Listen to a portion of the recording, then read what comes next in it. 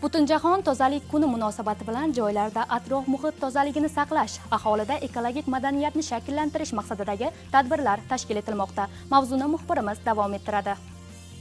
Har yili dunyo miqyosida sayyoramizni chiqindilardan tozalash, atrof muhitni asrash va ekologik madaniyatni oshirish maqsadida o'tkaziladigan World Cleanup Day, Butunjahon tozalik kuni bu yil ham yurtimizda keng nishonlandi. Bu yilgi aksiyalar hayot uchun joy ajrating shiori ostida o'tkazilib, keng jamoatchilikni, ayniqsa yoshlarni faol ishtirokka chorlagani bilan ahamiyatli bo'ldi. Termiz shahrida o'tkazilgan ushbu ekologik aksiyada viloyat ekologiya, atrof muhitni muhofaza qilish va iqlim o'zgarishi boshqarmasi, chiqindilar boshqarish va sirkulyar iqtisodiyotni rivojlantirish boshqarmasi, viloyatimizdagi oliy ta'lim muassasalari talabalari, mahalliy davlat tashkilotlari vakillari, ekofaollar, yoshlar hamda ko'plab ko'ngillilar faol ishtirok etishdi. Butunjahon tozalik kuni aksiyasi bo'lib o'tmoqda.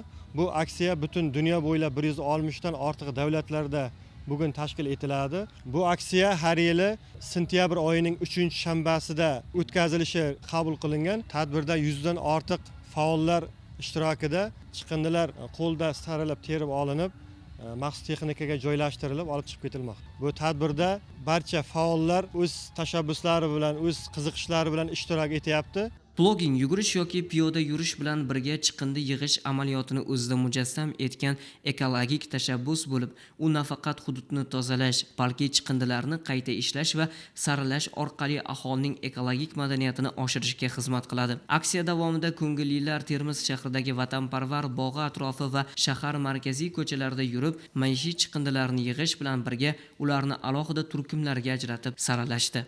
Butunjahon tozalik kuni munosabati bilan biz jamoamiz bilan chin dildan xizmat qildik. Bizda ekovolontyorlar jamoamiz ham mavjud. O'tgan yildan beri birgalikda shunaqangi tadbirlarda ko'p qatnashamiz.